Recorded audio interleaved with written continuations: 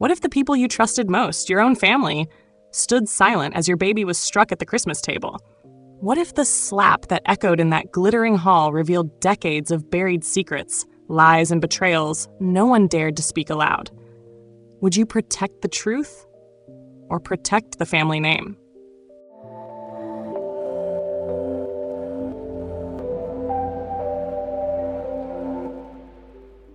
The slap that no one stopped last Christmas. Inside the grand dining hall of my sister's estate, time fractured in a way I will never forget.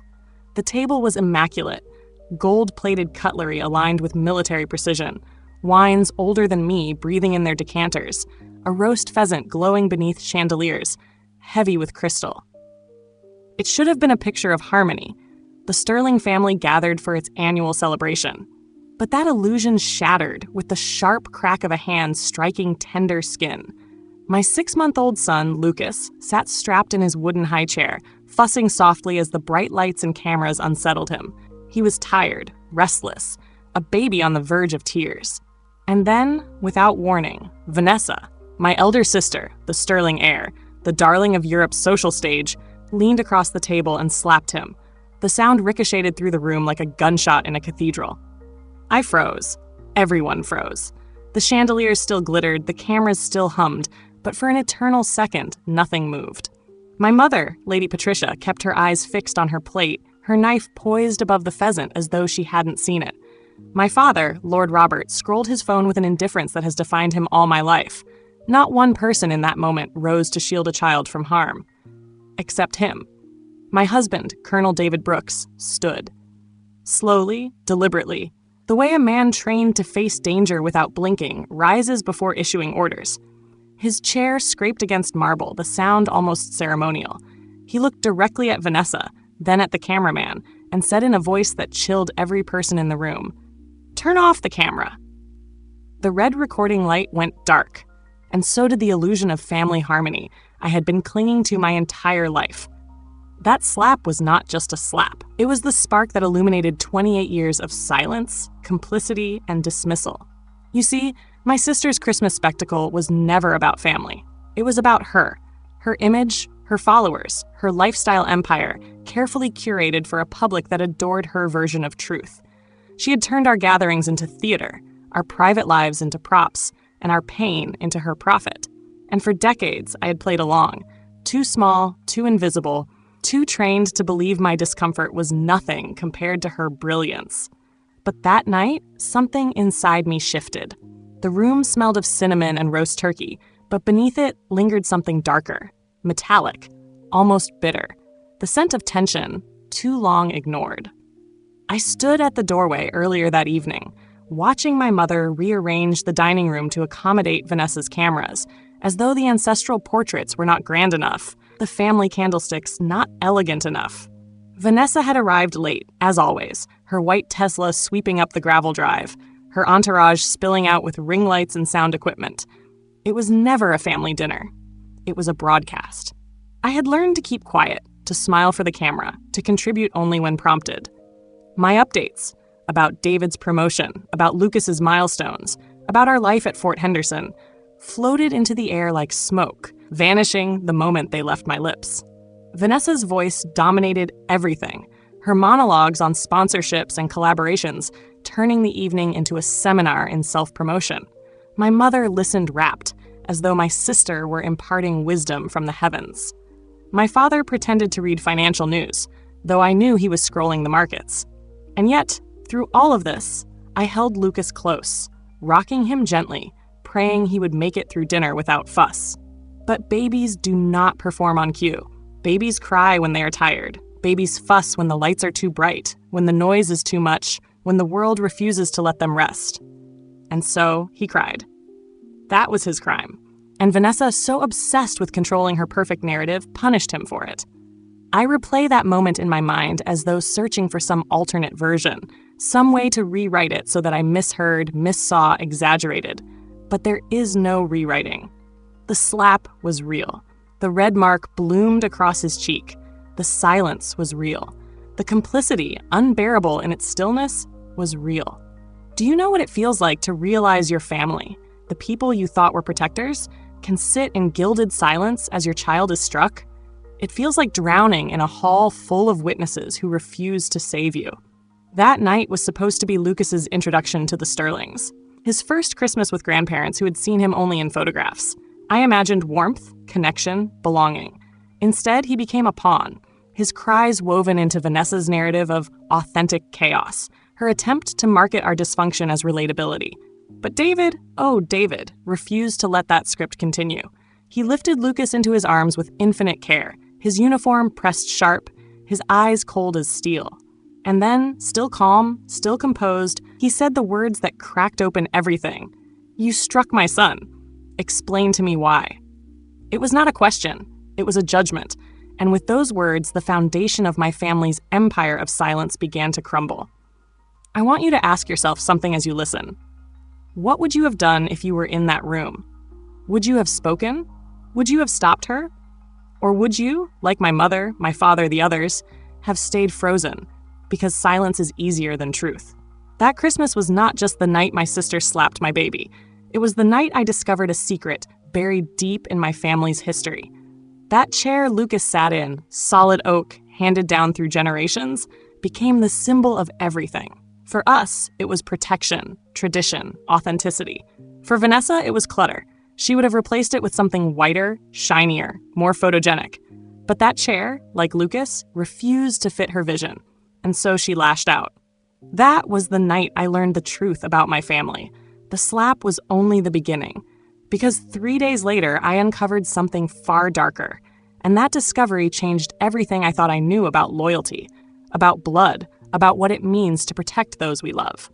Stay with me, and I will show you what silence can hide, and what happens when one person finally dares to break it. The Heirloom Chair. The morning after that Christmas dinner, I thought the silence in our house would bring me peace. Instead, it pressed against me like a weight I couldn't shake. My baby boy slept soundly in his crib, the faint mark on his cheek fading, yet the memory of it burned brighter than ever. I should have felt relief. It was over, wasn't it? But the truth was only beginning to uncoil, like a serpent stirring in the shadows. 3 days later, the phone rang. It was my mother. Her voice was unusually rehearsed, each word carefully chosen, as though she were reading from a script. She said Vanessa felt terrible, that she hadn't slept, that she only wanted to apologize. If I would just answer her call. I held the phone away from my ear and looked at David, who was feeding Lucas his morning bottle. His eyes locked with mine, steady and unreadable, but I knew what he was thinking. This wasn't about apology. This was about control. And he was right. That phone call became the first thread pulled from a tightly woven tapestry of lies. My family's story began to unravel before my eyes. Do you know that chilling moment when you realize the people you trusted most have been rewriting reality for decades? That every memory you thought was solid was in fact edited, trimmed and polished to protect one person at the expense of everyone else? That was my awakening, a warm welcome to you all from Dran. If you've stayed with me this far, you know this story is not just a tale. It is a warning, a mirror, and perhaps even a reflection of something buried in your own life. If you want more stories like this, raw, unflinching, and impossible to forget, please subscribe to Dran. It is your support that gives me strength to share the truths others try so desperately to hide. The calls did not stop with my mother. My father phoned soon after. His words, like hers, sounded pre-scripted. He told me Vanessa had only tapped Lucas to get his attention, that children are resilient, that I was exaggerating. I sat there, staring at the ceiling, wondering if I was losing my grip on reality. Was I overreacting? Was I dramatic? Or was I, for the first time in my life, finally seeing things as they were? The gaslighting was relentless. Patricia dismissed my instincts as overprotective. Robert urged me to look at the bigger picture. And Vanessa, when she finally called herself, cried down the line, her voice trembling, until her story twisted back into familiar territory. She hadn't really struck him. Not really. We were all just too tense, too sensitive. It was all a misunderstanding. But how do you misunderstand the sound of a slap? How do you misremember the red imprint blooming on your baby's face? Every denial made me feel like I was battling smoke, like I was trying to clutch something real while everyone around me insisted it wasn't there. And this is where the conflict sharpened, where the enemy revealed itself. The enemy wasn't just my sister. It was the system, the sterling system, that had kept her untouchable all her life. For years, my family had orbited around Vanessa's needs, rearranging reality to protect her. If she was late, grief explained it. If she was cruel, stress excused it. If she caused harm, the rest of us were too sensitive. And each time I was cast as the problem, the dramatic one, the jealous one, the sister who could never simply let things go. But this time, the stakes were not abstract. They were carved into the face of my child, and something new took root in me. For the first time, I began to gather evidence. Screenshots, timelines, witness accounts. I laid everything out like a detective mapping a crime. My dining table became a case file, and for once, I wasn't the confused sister being told my perceptions were wrong. I was the keeper of the truth, and the truth was terrifying. Because what I uncovered was not one slap, not one moment of cruelty under pressure. It was a pattern, a system so carefully maintained that it had become invisible. Vanessa had not only struck Lucas, she had struck other children before, cousins, playmates, even family friends' kids. And every single time, the incident had been explained away. Witnesses were silenced, parents convinced their children were exaggerating, and Vanessa, protected. Always protected. Isn't that the darkest truth of all? That silence doesn't just shield the guilty, it endangers the innocent. And when I looked at my sleeping son, at his tiny chest rising and falling with the steady rhythm of trust, I knew silence was no longer an option. This was no longer just my story. It was his. But even as I pieced the puzzle together, Vanessa was moving too. Her Instagram stories painted her as the misunderstood victim of family drama. She turned her followers into her shield, twisting the story until thousands of strangers praised her for her grace under pressure. She was winning sympathy for the same act that had left my child sobbing in terror. How do you fight someone who can rewrite reality for thousands with a single post? That was the battle I faced. Each revelation tightened the noose. Each denial from my parents cut deeper. And each new lie Vanessa spun made it clearer. This wasn't about family anymore. This was about power, control, image. And yet, through it all, there was David.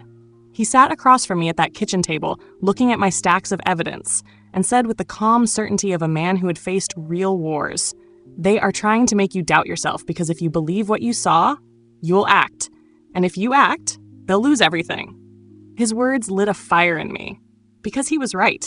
I was no longer the silent sister. I was the witness. I was the threat. I was the one holding the match to the empire of lies. And for the first time in my life, I wasn't afraid of being the problem. I was ready to be the reckoning. Do you see where this is going? Do you feel the tension tightening, the shadows deepening, the truth clawing its way toward the surface? Because this story is far from over. And what came next would not just test my loyalty to my family, it would test the very limits of how far a mother will go to protect her child. The slap was only the beginning. The war was still to come. Banished from the table. The letters arrived like weapons. Heavy cream envelopes, stamped with the insignia of Vanessa's attorney, delivered by courier as though royalty itself had decreed my silence. Inside, I found words sharpened into threats, accusations of defamation, warnings of financial ruin, demands that I sign away the truth. The irony was venomous. She had struck my infant son, and yet here I was, painted as the destroyer, the liar, the villain in her carefully crafted tale. I remember David reading the letter over my shoulder, his jaw tightening the way it did when battle plans turned deadly.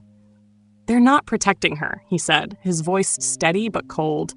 "They're protecting her business. This isn't about family anymore. It's about money." And he was right. Vanessa's empire thrived on illusion. Curated chaos, manufactured intimacy, the image of a perfect European family holding hands around a firelit table. If the truth slipped through the cracks, that she had raised her hand against a baby, it would all crumble.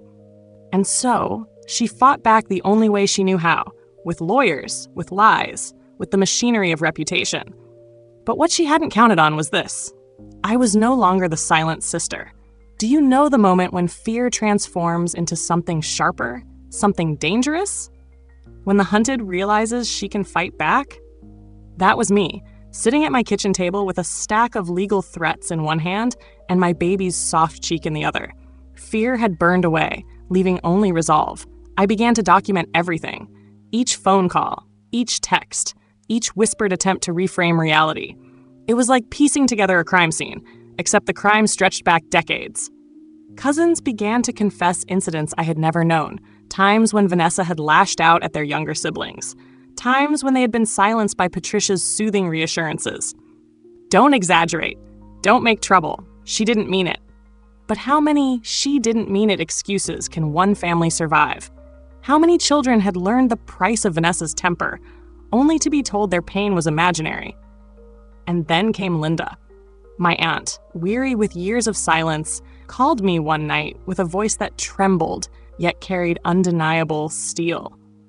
"Natalie," she said, "this isn't the first time. It's not even the 10th. Your parents have been covering for her since she was a teenager. You're not crazy. You're not dramatic. You're the first to finally stand up." Her words cut through me like light through fog.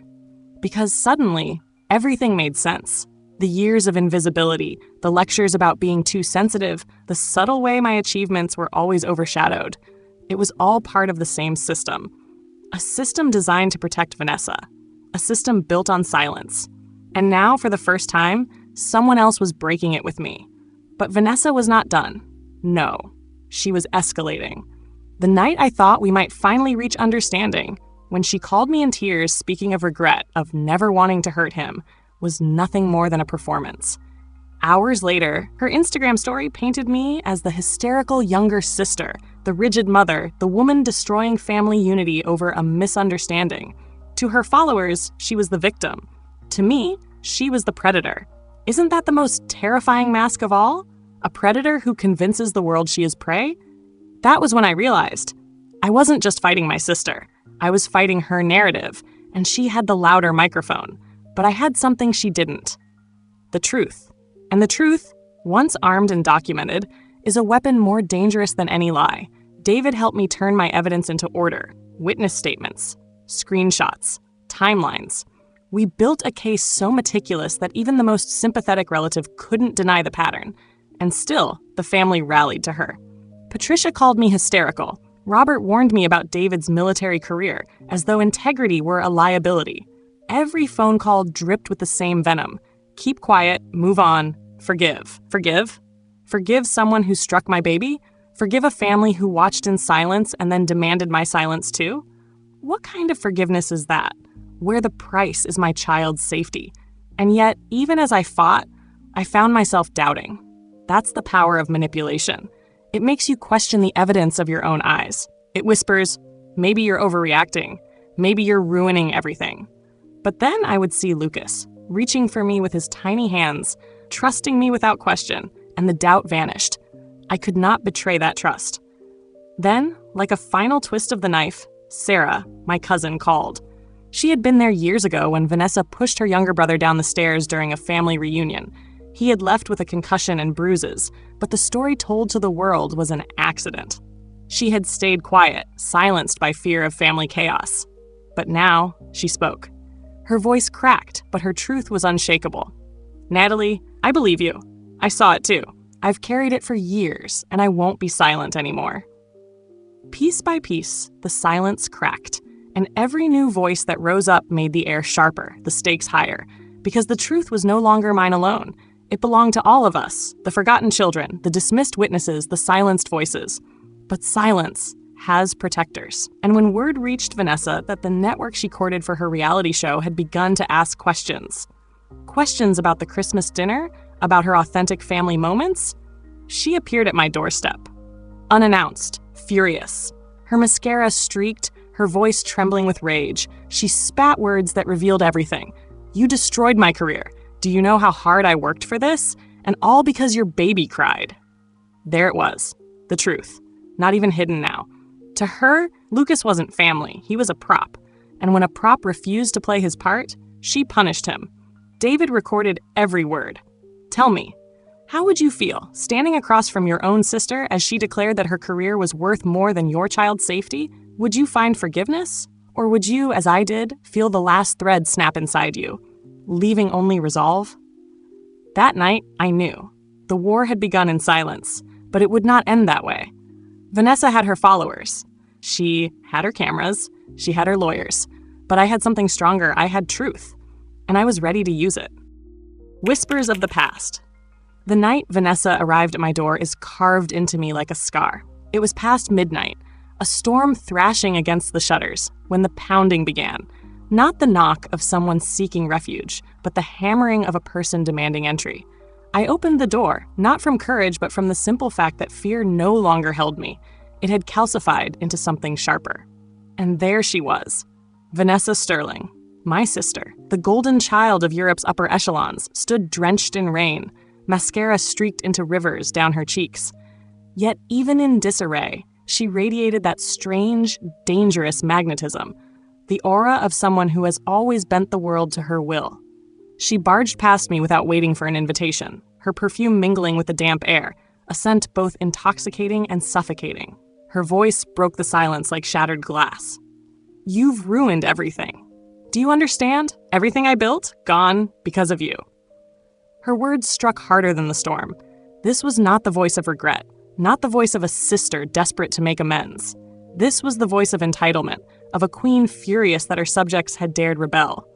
I wanted to ask her, everything? Was my son's safety, his innocence, nothing? Did everything mean sponsors, networks, her curated illusion, while the life of a child meant nothing at all? But I didn't need to ask. She answered herself with the venom only desperation can deliver. Do you know how hard it is to create perfect family content when no one cooperates? Lucas ruined months of my work. I barely touched him, but now my career is collapsing, and it's because of you. The twist of that knife, the confession she never meant to give, hung in the room like smoke. My child was never family to her. He was a prop. And when the prop malfunctioned, she punished him. David, who had stood silently in the doorway, like a soldier watching a battlefield unfold, raised his phone. The small red light blinked. He had been recording from the moment she stepped inside. And in that instant, I knew we had the proof. Yet proof does not always bring peace, because even as relief sparked within me, dread coiled tighter. If she had come this far, what would she do when she discovered the evidence now in our hands? Would she retreat, or would she strike harder? Tell me, what would you feel in that moment? Would you breathe easier, knowing the truth was caught on record?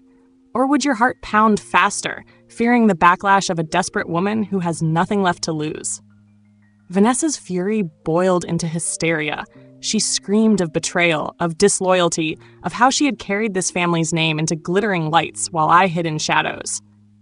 Every sentence was a revelation, but also a warning.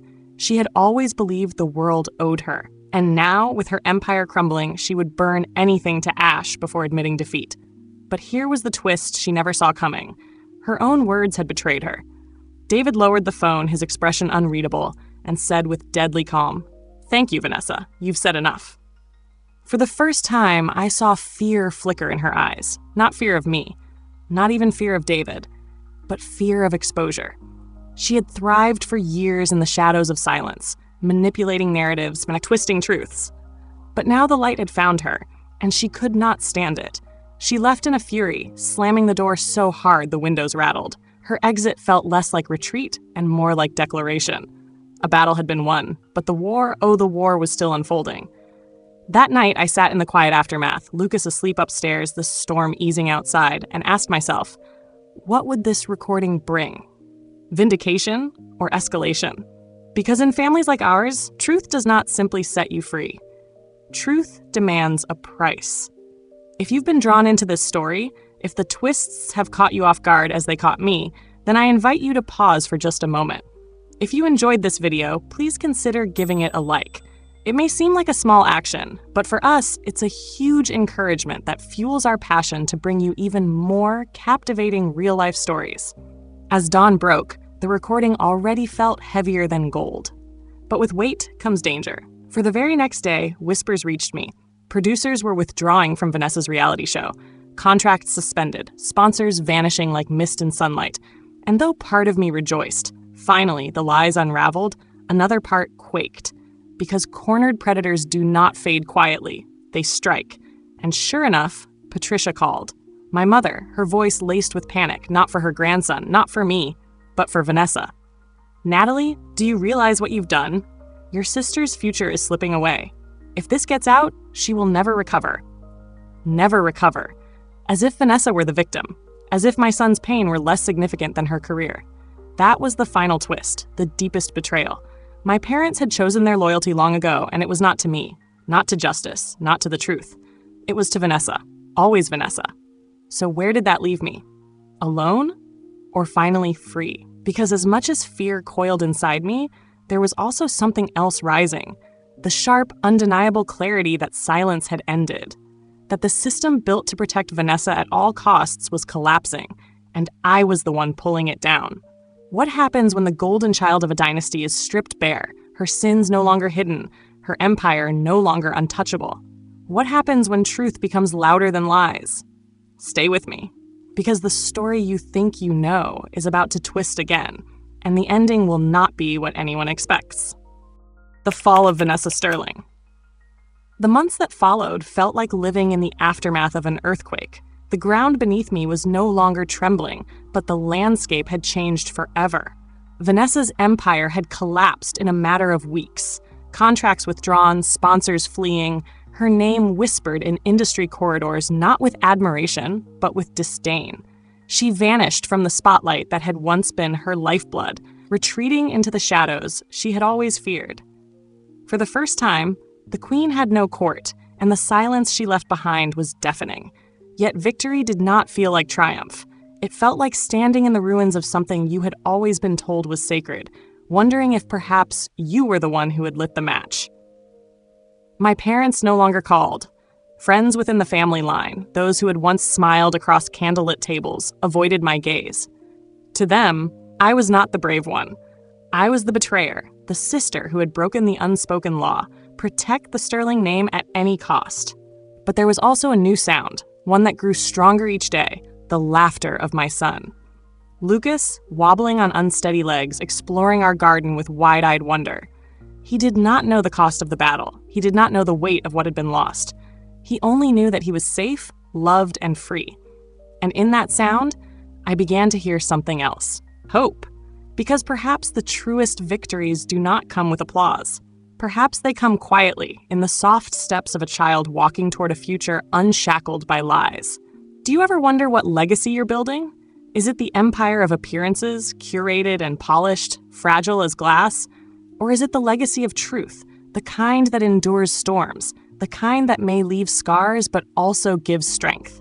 That was the question that haunted me, and the answer came not in the collapse of Vanessa's empire, but in the warmth of a morning when Lucas reached for my hand, his tiny fingers curling around mine as if to say, "I trust you." Trust.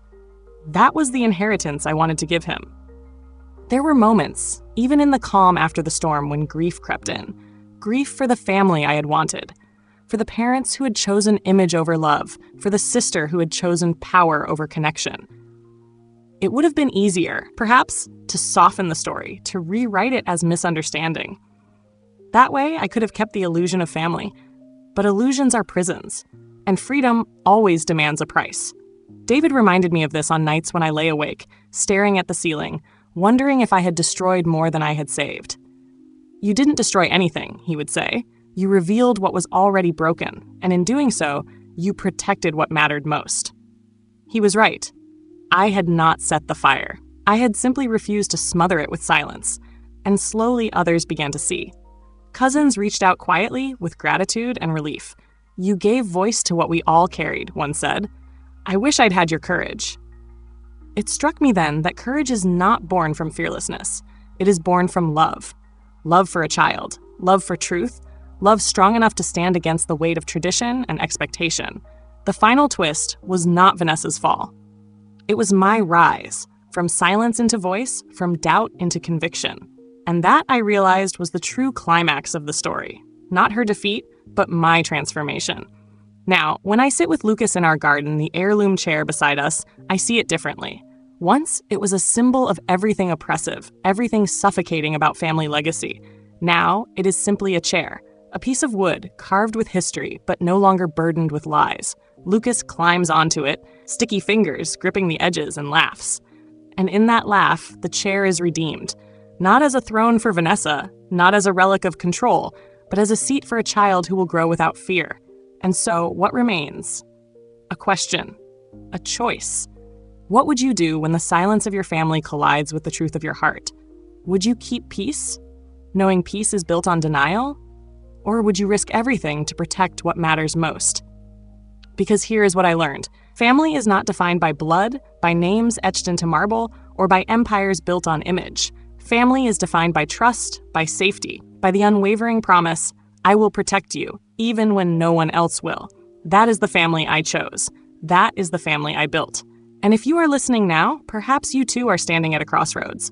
Perhaps you too have been told you are too dramatic, too sensitive, too much. Let me tell you this. You are not too much. You are exactly enough. And your voice, however trembling, however quiet, may be the one that breaks the silence for generations to come. So let this story be more than an ending. Let it be a beginning where we no longer mistake silence for peace, where we no longer confuse image for truth, where the laughter of children means more than the applause of strangers. Because at the end of everything, when the chandeliers dim and the cameras are gone, what remains is not the illusion we created. What remains is the love we gave, the trust we protected, and the truth we dared to speak. And that, I believe, is enough. In the end, what began with a single slap became the unraveling of an entire legacy. It was never just about Vanessa, or even the Sterling name. It was about silence. The kind of silence that festers over years, that convinces children they are too dramatic, too fragile, too small to be believed. It was about a system built on denial, where appearances mattered more than truth, where reputation outweighed the safety of the most vulnerable. Breaking that silence came at a cost. There was no applause, no easy reconciliation, only the weight of estrangement and the sting of being called the betrayer. And yet, within that cost lay freedom. The freedom to choose honesty over illusion, protection over pretense, courage over fear. The most powerful victories in life often arrive quietly, without fanfare. They are found in the steady laughter of a child who feels safe, in the unshakable bond of trust that grows when we dare to defend what truly matters. Sometimes victory looks less like conquest and more like clarity, knowing that love is worth more than legacy, that truth outlasts even the grandest illusions. So what lesson can we take from this story into our own lives? That silence is not peace. Avoidance is not harmony. When we ignore wrongdoing to keep the family together or avoid conflict, we are not protecting anyone. We are simply strengthening the cycle of harm. The moment we speak, the moment we draw boundaries, we risk losing acceptance, yes, but we also open the door to something greater: respect, safety, and the kind of love that is rooted in truth. In our own lives, this lesson asks us to look closely at the places where we stay quiet, to ask ourselves, are we protecting others or are we protecting appearances? And it challenges us to act differently, to protect the vulnerable, to name the truth, to refuse complicity. You don't need a dramatic confrontation to do this. It can begin with a simple step, saying, this is not acceptable when no one else will. If this story has stirred something in you, let it be a reminder that your voice matters. That even against decades of silence, a single truth spoken aloud can shift the ground beneath everything. Now, I want to invite you to take this journey further. Join the Dran community to discover more powerful, real-life stories that inspire, challenge, and stay with you long after they end. And if this story resonated with you, please subscribe to Dran. It may seem like a small action, but for us, it is a huge encouragement, fueling our passion to bring you even more compelling stories in the future.